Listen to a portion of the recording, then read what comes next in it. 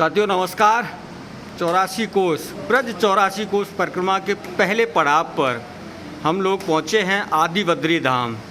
यहाँ के महंत इस समय आपकी स्क्रीन पर हैं, वो बताएंगे यहाँ की स्थापना का और इस मंदिर का महत्व। ये धाम जो है स्वयं ठाकुर जी ने प्रकट करी आज से 5000 वर्ष पूर्व। नंद बाबा जसोदा मैया को कोई संतान नहीं थी, तो उन्होंने मन्नत मांगी कि हमें कोई पुत्र हो जाए तो हम तीर्थों में जाएंगे दर्शन करने के लिए।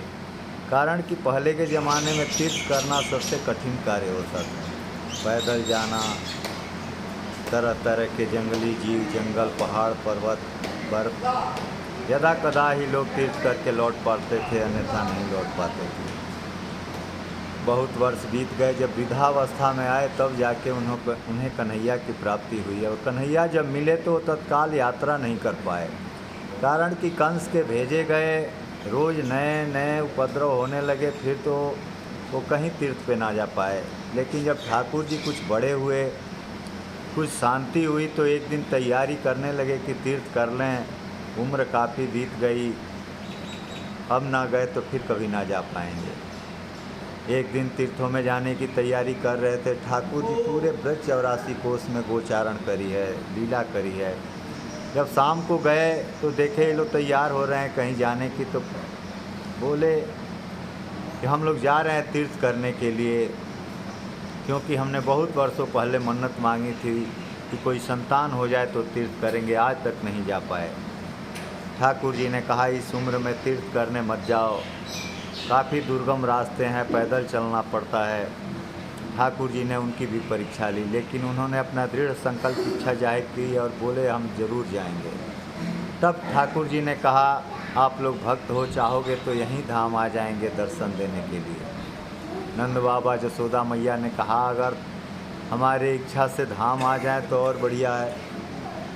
तब जाके ठाकुर जी सबको लिवा लाए। यहाँ तक कि गांव के बड़े बूढ़े ब्रजवासी जो थे सब तैयार हो गए कि हम भी तीर्थ यहीं कर लेंगे। सबको लिवा लाए और सबको बिठा दी। और ठाकुर जी ने कहा आँख बंद करके तीर्थों की प्रार्थना करो, उनके नाम ले लेकर उनका आवाहन करो। सब करने लगे। ठाकुर जी ने लीला करी, अपने योग माया द्वारा समस्त तीर्थों को आवाहन करके यहाँ बुला ली। सबको यथास्थान जगह दी। यहाँ पे बद्री नारायण, सामने रामेश्वर जी के दर्शन हैं, अन्नपूर्णा मैया, आदि गणेश, नर भगवान, उद्धव जी। यहाँ से 1 किलोमीटर दूर गंगोत्री जमुनोत्री हैं, हर की पौड़ी, लक्ष्मण झूला, यहाँ तक कि वन, पर्वत, उपवन जो यहाँ देख रहे हो सब दिव्य हैं। सब ठाकुर जी ने हिमालय से ला करके यहाँ पे स्थापित करी और माता पिता को दर्शन कराया। यहाँ तक कि और तीर्थ जो थे केदारनाथ, पशुपतिनाथ, गया, काशी विश्वनाथ, प्रयाग, अयोध्या, सब कुछ लाए ठाकुर जी ब्रज 84 कोस के अंदर। और अपने माता पिता को दर्शन करा के कहा अब आपने जो मन्नत मांगी थी कि हम जाएंगे तीर्थों में दर्शन करने के लिए, पुत्र होगा, वो आपका संकल्प पूरा हुआ, आप कोई अपराध नहीं लगेगा। आपने जो तीर्थ के दर्शन यहाँ किए वही तीर्थ हैं जो आपको दर्शन दिए यहाँ पे, उनका फल और यहाँ का फल एक बराबर है। आने वाले समय में भी जो यात्री यहाँ आएंगे दर्शन करने के लिए, उन्हीं तीर्थों के फल यहाँ प्राप्त हो जाएंगे।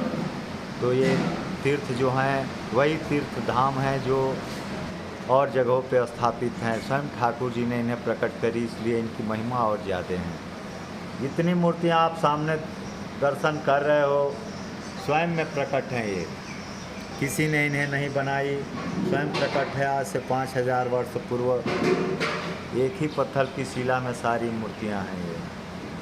कितने लोग इन तीर्थों के बारे में नहीं जानते, यदा कदा ही लोग यहाँ आ पाते हैं, नहीं तो अधिकतर लोग वृंदावन गिरिराज जी आए दर्शन करके चले जाते हैं। लेकिन जो ब्रज 84 कोस की परिक्रमा देते हैं वो यहाँ अवश्य आते हैं और दर्शन करके कृतार्थ हो जाते हैं। आप लोग भी आइए, दर्शन करिए। बोलिए बद्री विशाल भगवान की जय।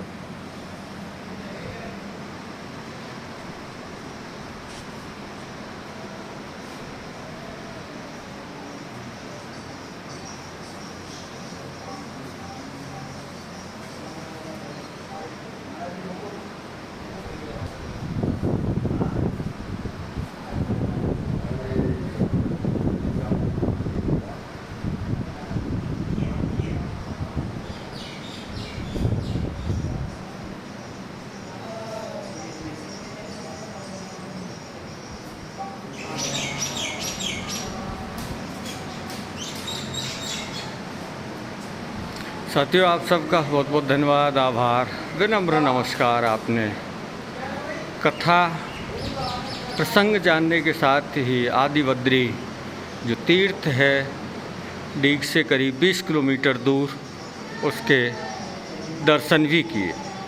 बहुत बहुत धन्यवाद, आभार, नमस्कार।